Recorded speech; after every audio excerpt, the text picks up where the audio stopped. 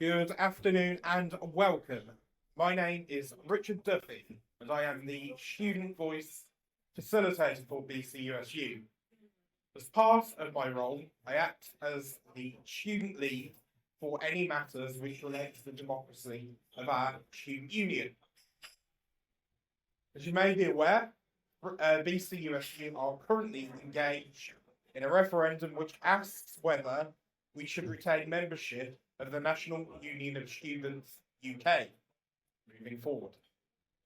And this referendum meeting allows for questions to be asked of campaign leaders for both responses. My role is to chair the discussion between the NUS President, Amira Campbell, and the BCUSU President, Shokat Masood, to ensure that both sides have the opportunity to put forward their arguments so that you, my fellow students, can cast an informed vote. I shall apply equal time limits to both parties to ensure fairness. Before we commence with the debate, it is important that I provide a summary of the work of the NUS. Prior to 2019, the NUS operated as a single entity and have now split into two separate entities, NUS UK and NUS Charity. Both entities provide services to BCUSU in return for payment, and the work undertaken is in the following manner. NUS UK represents the views and interests of students based at UK universities through campaigns and political lobbying. This arm of the NUS is often called the campaigning, political and democratic arm, which has full-time officers with its work being guided by national conferences. NUS Charity is a membership body that supports unions to develop through training and resources. That includes a trading consortium, which allows us to negotiate collectively on behalf of our retail outlets to offer discounted prices. For the 2024-25 academic year, the amount we paid to NUS UK and NUS Charity was £36,769,000. With this figure being comprised of around £25,500 for the affiliation fee. This motion proposes that we disaffiliate from NUS UK only and remain affiliated to NUS Charity, so that we can continue to benefit from the services and pass the discounts on to students. Voting will open on Monday, the 27th of April at 9 AM. From then, you will be able to cast your single vote on our website or through the mobile app to vote in favour or against disaffiliation from NUS UK. I must inform you that the outcome will be decided by the manner provided by the bylaw of BCUSU 9.18. which states that there is at least 10% of student members casting a vote, and the majority of those casting a vote voted in favour. With the current number of students, the minimum students required to vote is 3,115, with a majority consisting of 1,558 students or greater. Before I move to the first question, I would like to ask Amira to introduce themselves from the NUS, followed by Shokat. Thank you. Okay. Hello, my name is Amira Campbell. My pronouns are she, her, and I'm the president of the National Union of Students UK. And I'm really pleased to be here to talk about the campaign to stay part of the National Union of Students. I won't go into too much detail because I know that a lot has already been spoken about, but I look forward to the questions today and answering them. Thank you, Amira. So my name is Shaukat Masood, and I'm the Student Union President of Birmingham City University. I'm here today to represent BCU student because as a representative, it is my responsibility to make sure what we do, what we are doing for the student is the best interest of the BCU students. So I'm here today to call a referendum to disaffiliate from the National Union of Students. I'm looking forward to each and every question of the student of BCU. Thank you. Thank you, Showkat and Amira. So we have had 5 questions come in prior to this that was submitted via the website, and I thank those students who have submitted questions in advance. If we do have time, I will take questions from the floor. And as has previously been decided on the first question, Amira will go first. And the parties will have 2 minutes each to make their arguments. So question 1, can each side explain the benefits to students if we support their campaign? So Amira. Okay. So the National Union of Students is an organisation that's existed for over 100 years. It was built because students believed they needed the opportunity to make national change-making work. It was born as an anti-war organisation and was really focused on connecting students here in the UK with those across Europe at a point in time of World War. Today, it continues to do campaigning and advocacy work. The reality is we need a national union, and it can't come from free. We have to be able to fund it. We have to come together and build together for collective buy-in. That's why student unions across the UK, over 95% of them, do fund the National Union of Students UK. At BCU, your student officers get to play a leading role in not only participating and shaping the campaigns that the National Union of Students deliver, but also holding us accountable for delivering on those campaigns.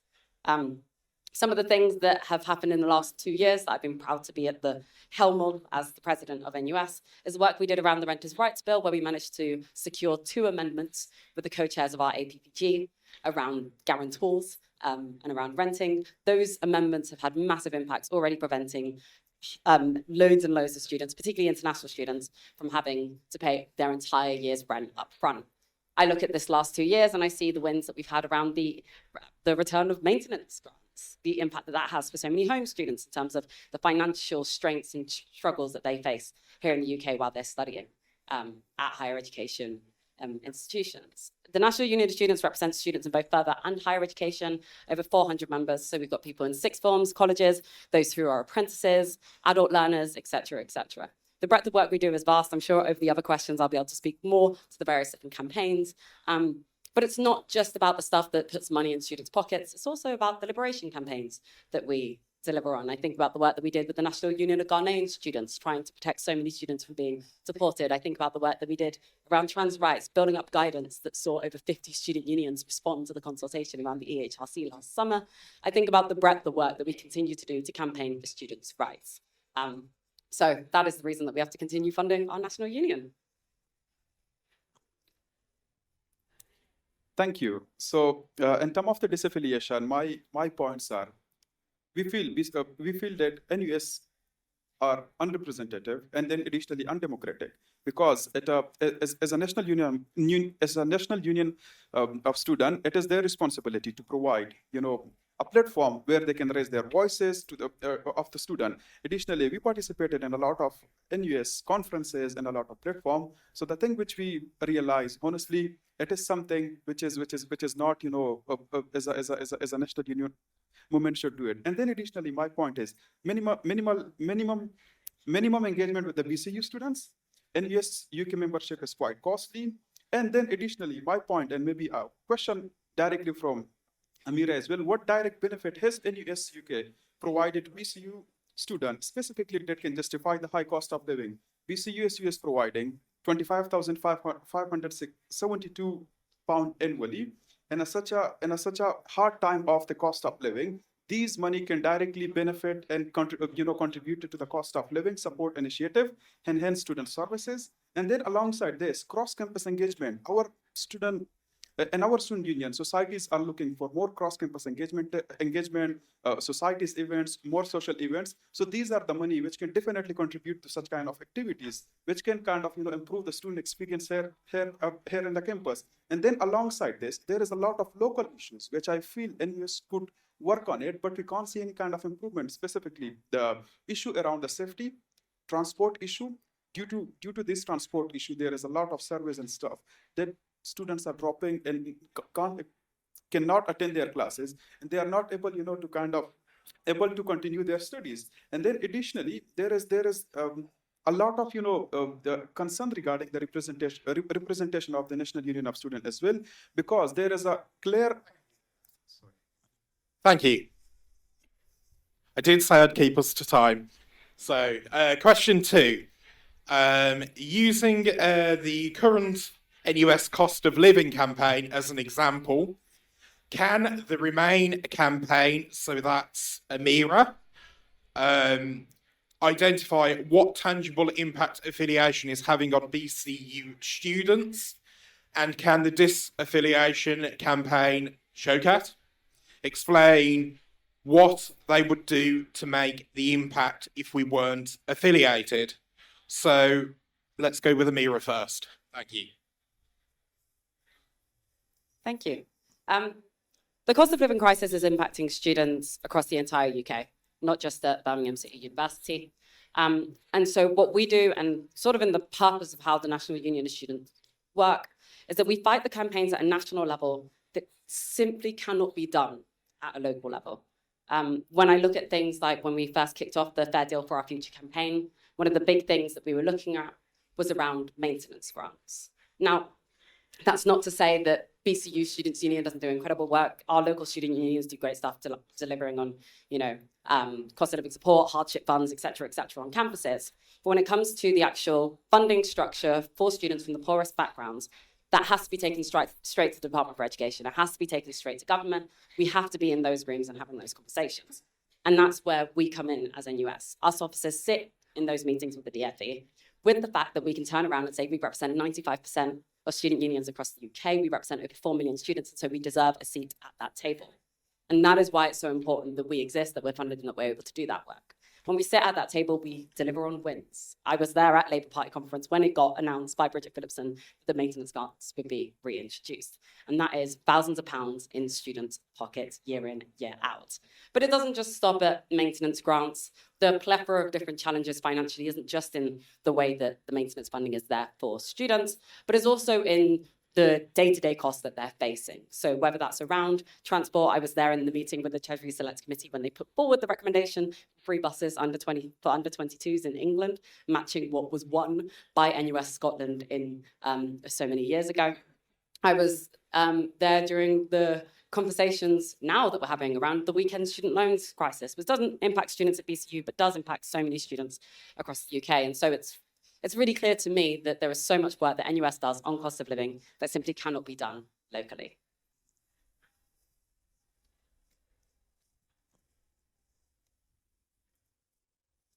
Thank you. So I think, for me, cost of living, most of the set kind of, manifesto goals are already come for, with the government. So I have a clear kind of, a message from the Home Secretary Shabana Mahmood. She's the MP of our current, constituency as well. There is, clear kind of, notes from her welcoming the government decision on increasing the maximum maintenance loan by 3.1% for 2025-26. So my question is, are these kind of, achievements are really done by the NUS, or is it coming with the kind of, changing the government? And again, the second question is, are, such kind of improvement will be possible maybe, apart from the Labour government? And then alongside this, such kind of things, yes, we participated in, in APPG and a part of different kind of, NUS conferences and stuff. So the same thing, we have a really good kind of connection with the local MPs as well. We raise the issues and they are 100%, willing to participate and willing to raise the voices of the students on the national platform as well. So my point is, by having such kind of good connection with the local MPs, with the local organization who can help us, by improving the issues of the students and who can work, on the regional level as well. So these are the points. And then alongside this, there is a lot of concerns regarding the cost of living as well. NUS is claiming that they work for the cost of living and maintenance grant, but there is like a lot of surveys as well which is mentioning still the 6% of interest is still a high cost for the students and also for the graduates as well. So yeah. Thank you, Mira and Showkat. So, question 3. Now, before I commence with this question, I must make it clear that this question was submitted by myself, but it is intended to serve as a point of clarification rather than indicating my preference for or against this motion, because I am neutral. It was duly submitted through the same process that all the other questions have been submitted through, and I received no preference in asking this. So I ask, although the referendum is not to withdraw from the charitable aspect of the NUS, will this pave the way to a future referendum to remove ourselves from the charitable element of the NUS, and what will be done to mitigate the financial disadvantage that will be placed at if that happens? So let's change things up a bit and go with Showkat first. I can, yes. So although the referendum is not to withdraw from the charitable aspect of the NUS, however, if this leads the way to removing ourselves from the charitable aspect, what will be done to ensure the costs are minimised and the impact to students minimised? Thank you. This is a very good question. So in terms of like I mentioned, the charity organization, we will be definitely affiliated and stay remain with the NUS charity. Of course, we are getting a lot of advantages, and we love, to bring opportunities and advantage for the SU and for the student of the BCU as well. We will be stay affiliated, with the NUS charity. And then alongside this, the second part of the question is, what will be how will we make sure that we will be stay affiliated? I think this is something which we can definitely discuss with the the coming officer team, and then additionally with the passage of time, maybe things can change. But in terms of the values which we can get and the the benefit which you can get from the NUS charity, I believe and I'm strongly confident, because before bringing such referendum, we did a really good discussion among the officer team and among the internal organization. So definitely, if it's a benefit for the BCU student, we will not be affiliated, and we will make sure to get these benefit, to get the support and the training, to get the support during the election, and to make sure our commercial services get the benefit, because it is something and it is very obvious and it makes sense as well. So by staying with them with the NUS charity, we'll be definitely getting benefits. So yeah, we will make sure that we will continue our relation with them and continue to be a part of the NUS charity. Thank you. I'm always careful to not speak too much about a separate organisation. But yeah, NUS Charity does fantastic work. Strongly recommend that you guys continue to be affiliated. They really do support student unions up and down the country. They're our sister organisation alongside organisations like BCUSU UK. And they basically, support so many of our members to do incredible work. I guess it's the same mechanisms, right?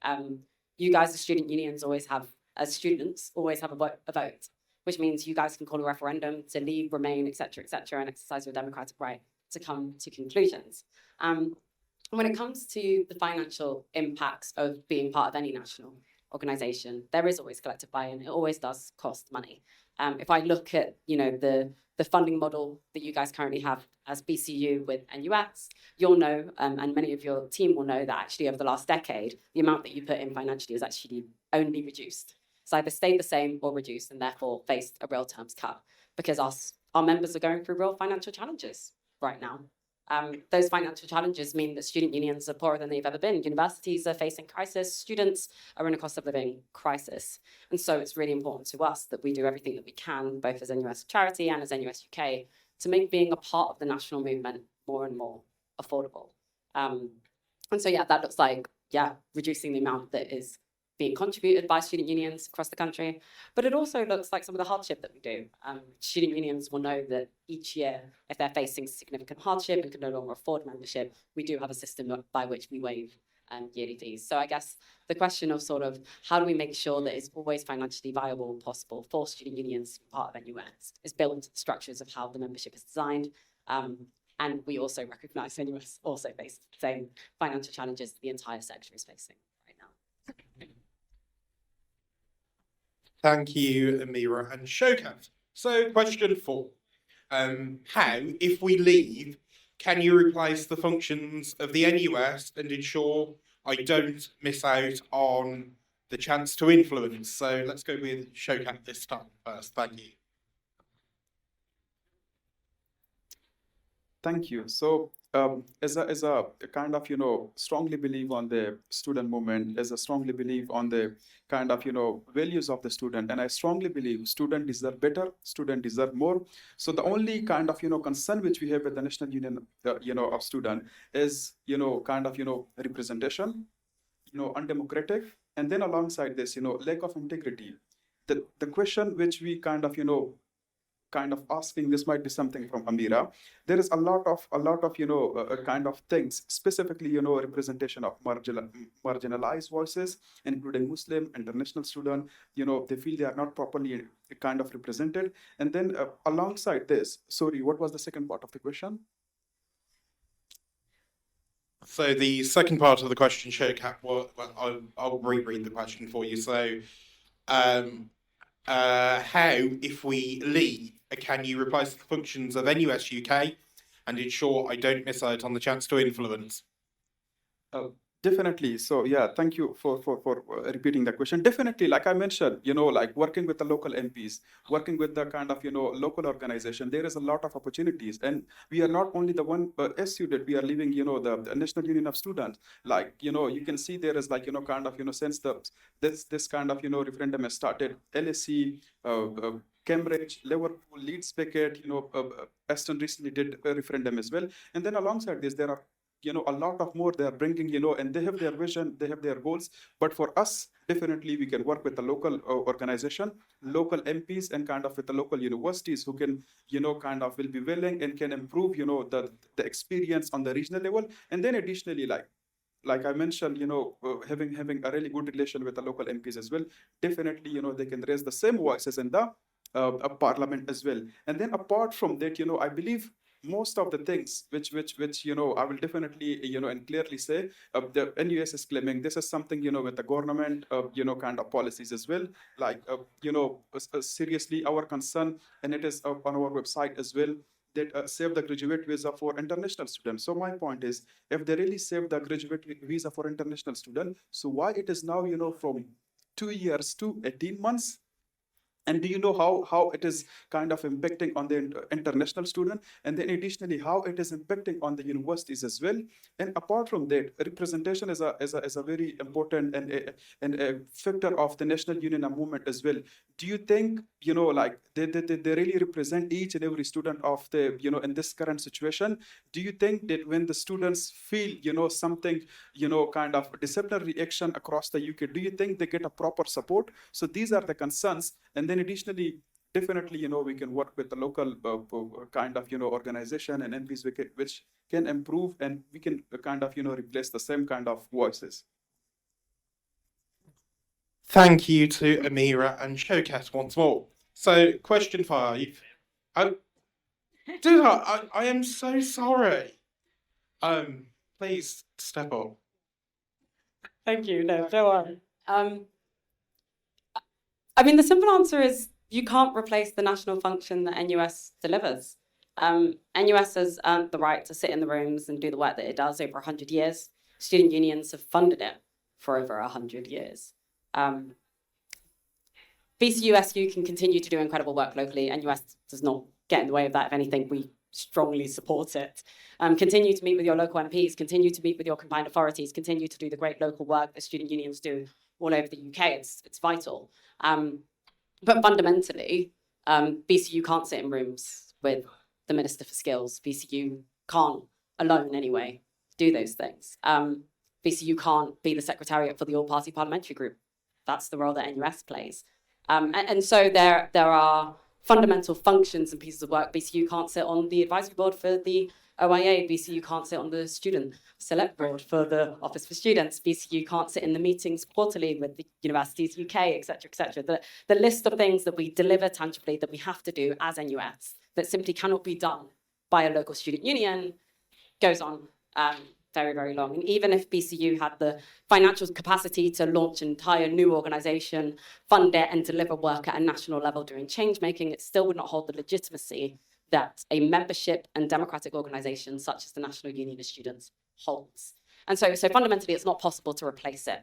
The real question actually then has to be transferred. It's not possible to replace it, but what does it look like to not have access to it? Well, it means that you're not in the room in Parliament with your party parliamentary group. It means that you're not there at the major conferences that we hold where we decide what the priority campaigns are. It means that your student officers don't get to be in the room shaping our work. They don't get to run for office and become national officers anymore.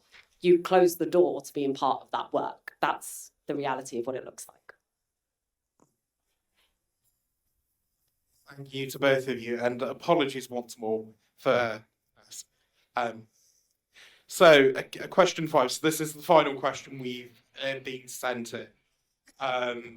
So the money we'll save isn't a proportionally large slice of the overall students' union budget, and probably wouldn't cover the cost of a member of staff to work on democracy. Is the idea of disaffiliation just a vanity project? So let's go with Showkat first.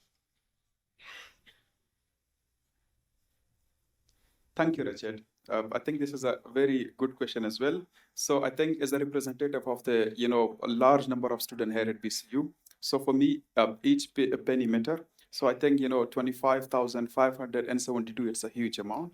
So these money, can contribute to a lot of activities which we can kind of, improve here at the university and at different campuses. We have a lot of issues with the kind of cross-campus engagement.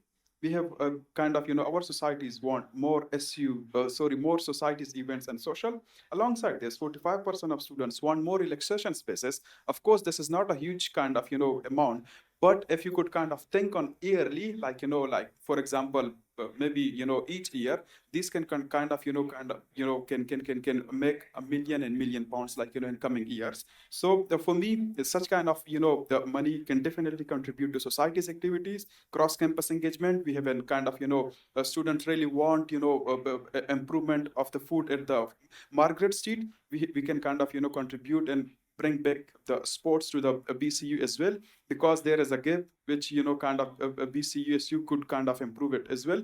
And then alongside this, and such kind of, situation, the cost of living, it is rising. We can definitely, if we cannot do something in a major kind of skills, but by providing a free breakfast to the students, we will have a building in a very near future. We can kind of, do kind of table tennis. We can kind of, give them like social activities, a lot of things which we can do. And then, like, you might be thinking, this is not a huge amount, but if you could thinking realistically each year, so definitely this money can make like, millions in a near future.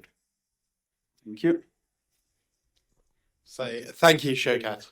Now, I haven't forgotten a mirror this time, so thank you.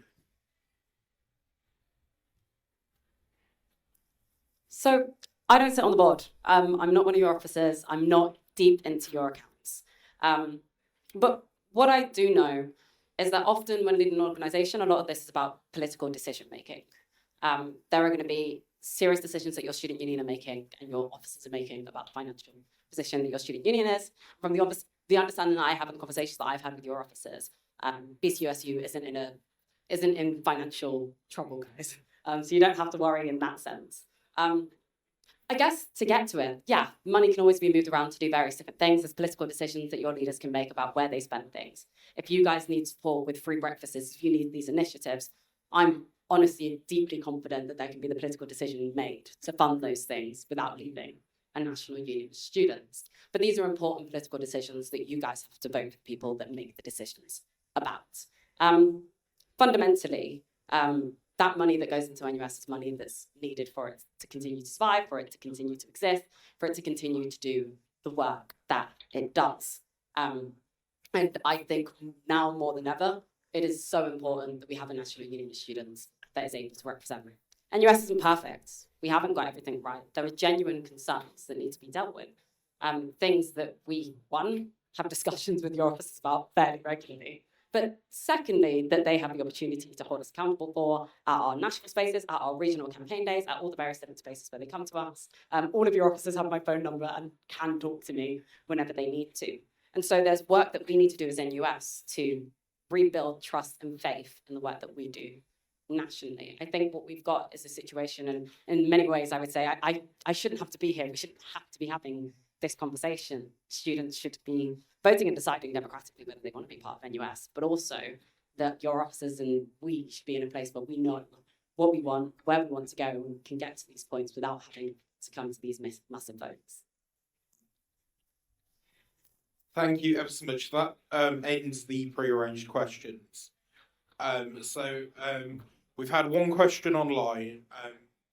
And just so I'm aware, does anyone present have a question? No? Okay, so I'll ask this question. Now, I have been asked by Showcat whether he can ask Amira a question. So once you've answered this question, I'll give you each the opportunity to ask each other one question and obviously respond because we are okay for time. So the question I've had from online is, if we remain affiliated with NUS UK, what action will each side take to ensure that students who wish to campaign for Palestine are supported to do so? So let's start with Showcat. Oh yes, sorry. Okay, I'm going first. So actually the work's already started. For the student officers that signed up to be part of the Palestine campaign back in October time, they've been involved. We had a meeting literally with the Palestinian ambassador a week ago with those student leaders. The work is already live. We've had a meeting with Universities UK. We've got a presentation coming up for student officers around the work that's happening, particularly around Palestinian students on Palestinian scholarships. That's not to say that NUS has been perfect on this. Even before I had come into the role, there had been issues. I ran my election saying that I wanted to see an NUS that, moved the dial when it came to speaking out about Palestine. Since we've seen progress, but I recognise not fast enough, not enough. And also often at a point of contention as opposed to by virtue of the organisation stepping up by itself. And so I think what's really important to recognise is NUS did not get it all right. There have been decisions that have been made that haven't been perfect. But we are in a place where the dial is moving, things are happening, and there's some really exciting work that we can do together. Solidarity with Palestine is absolutely at the crux of student activism right now, but it goes beyond that. It's actually just about anti-racism, it's about liberation, it's about tackling the core issues that students are facing, not only here in the UK, but across the globe. We're proudly and continue to be an anti-war organisation, continue to be members of the European Students' Union. You can see some of the statements that they've released about this during our entire term, during this entire time, but also with the Global Student Forum and the role that we play there in terms of supporting those efforts. Right now, there's a real need for us to play a role in how education can shape and improve the lives of Palestinian students, but specifically as well, those in Gaza and various different parts of the world where we're seeing, students be struck by war. Right now, you'd have seen the massive campaign around students from the 4 countries, Cameroon, Afghanistan, Myanmar, who are essentially being barred from being able to study in the UK, and we're playing a massive role in some of that work. So the breadth of global change-making work for students continues. Thank you. So I think this is a very, very good question. So being a representative, I think, our concern started with the NUS when, there was a large number of students across the UK, when there is the issue of the, Palestinian students, and I think it was in big July. So there was a lead and change and, kind of a conference which were happening. So it was kind of, it was a ban from those students from the, from the National Union student side. So our concern started from this, point. And then additionally, we attended one event at the Coventry. There was a large number of students from different SUs across the UK. When they were asking a question specifically related to this, Palestinian issue, there was a lot of disturbance from the NUS UK side. So they were kind of, playing a music, and then alongside this, alongside this, they banned these students, to raise the voices of the students. So my point is, as a national union of students, you should provide an opportunity for the student who can raise their voices. You should provide a platform to the student where they can kind of raise their point of view. Instead of providing such kind of platform, if you are stopping them, I think this is not an appropriate way. I think this is very unethical. And then additionally, there might be a lot of other issues that student can bring tomorrow. By seeing this, they might stop it. So being as an SU, our approach will be definitely to represent each and every student from each and every ethnicity, from each and every country, whether it should be part of any part of the world. So definitely we will be representing, we will be kind of raising their voices, because our aim and goal is to represent students and to make sure they feel represented as well. So definitely as an SU, we will be raising their voices. If we remain affiliated or disaffiliated, we will be working for them. Thank you. Thank you, Showcase. We've had one question come in from the floor, and this is specifically for Showcase. So, if we disaffiliate from the NUS, would the student union spend money on a wider range of events for Disability History Month, LGBTQ+ History Month? The events for these months have been severely lacking, and it should not be entirely societies to run these events. So, Shogat. Thank you. Honestly, yes, it will be our money. It is up to us. It is up to to the coming the officer team. Of course, definitely they will be kind of they can use on the Pride's month, on the liberation societies. We have a lot of different societies, LGBT society. Yes, anyone can use. Of course, it will be kind of the decision of the coming future officers. And then alongside this, definitely this will be something after reaching the the result and conclusion of this referendum. Definitely we will have a proper chat with to make sure with the senior management team of the student union as well. But of course, these money will be using on each and every kind of students of which is a member of the BCUSU. It will not be specifically allocated to specific society or specific club. Definitely it will be for each and everyone. It could be liberation, it could be community, it could be academic, it could be any kind of a member of the student union. Yes. Thank you, Shokat. So, Amira has a question for you. So I'm going to hand the mic over to Amira to ask you a question, then, if you can please. He practicing some, so we'll go with Amira. Stood here for. I guess my question is, right now there's been discussion happening about the referendum. Have the student union already concluded what they'll spend that money on if you were to leave the National Union of Students? And are there certain things that, aren't able to be funded financially that you cannot afford to fund? That is the reason why you're pushing for this referendum. Happy to answer this question. Thank you, Amira. So in terms of the, our conclusion, yes, we have a strong point of the, that first of all, we are, definitely okay financially.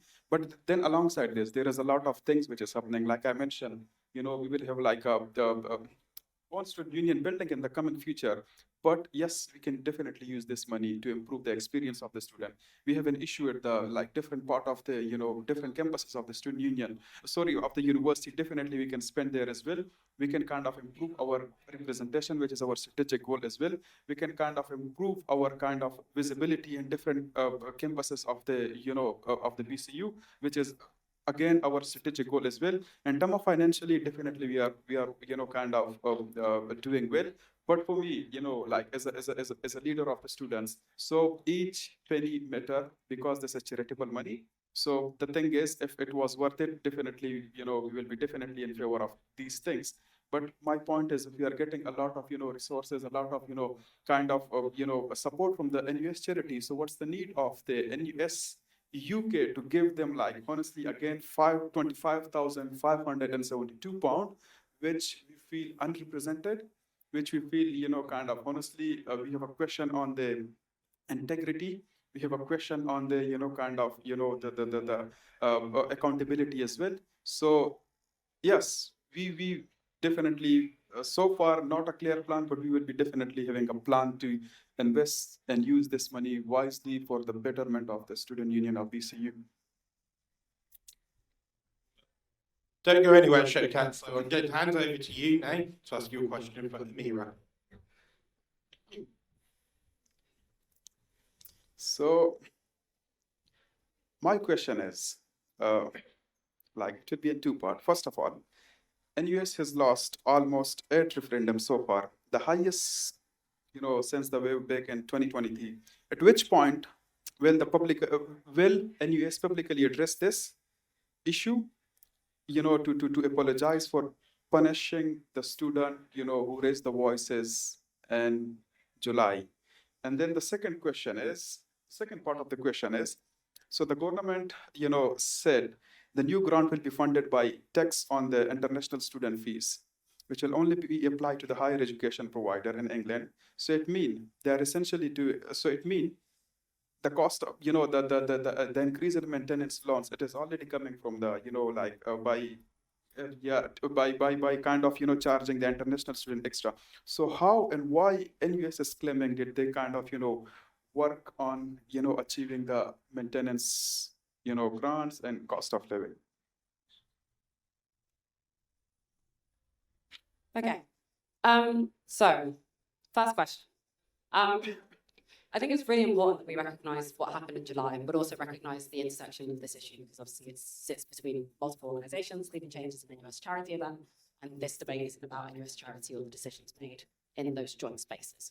So I think it's really important we draw those lines and negotiate those things accordingly. But what's key to say is that students are not going to be penalised in NUS spaces for speaking out about Palestine. As a matter of fact, we were really honoured to be able to host the Palestinian ambassador in our sort of debut national event in US England in November, just gone. What's key to recognise is actually the conversation that took place in July. It was about people's use of language, Instagram account that went into sort of behaviours that didn't match our code of conduct, and therefore the expectation that you sign up to the code of conduct in order to be at NUS events. But I won't go too far into details of that incident. I'm more than happy to continue to have conversations with the team over at BCU about the code of conduct and how that works. So speaking to the second piece, Shokat, you've actually pointed out a really important thing. So the massive win around maintenance grants, but also the wider conversation that we're having about maintenance in the UK is absolutely tied to what's happening with international students here in the UK. At the moment, we've already got a higher education model and funding model that we obviously oppose, that requires international students to essentially pay thousands more year on year out in order to prop up higher education in the UK. And that model was fundamentally wrong. We believe in free education, we believe in government funding, we believe in a higher education system that doesn't require migrant students to have to prop it up every day. On top of that, you'll know that the September announcement also came with the announcement of the International Student Levy, essentially a taxation initially on universities, but likely passed on into the tuition fees of international students in order to prop up the sector. We fundamentally oppose this. We sent an email and had a meeting with the minister about this, and I am out of time. So that was an interesting debate, and I would like to thank both parties for their statements and answering the questions. So you have my gratitude. Now, if you would like to find out more about the referendum or the work of the student union, please head over to BCUSU.com and follow links to the referendum page. As I said earlier, voting opens on Monday, the 27th of April at 9 a.m. you can vote through the website or on the mobile app. This is an important decision that affects the future of our students' union and our experience as students. That brings the meeting to a close. Thank you.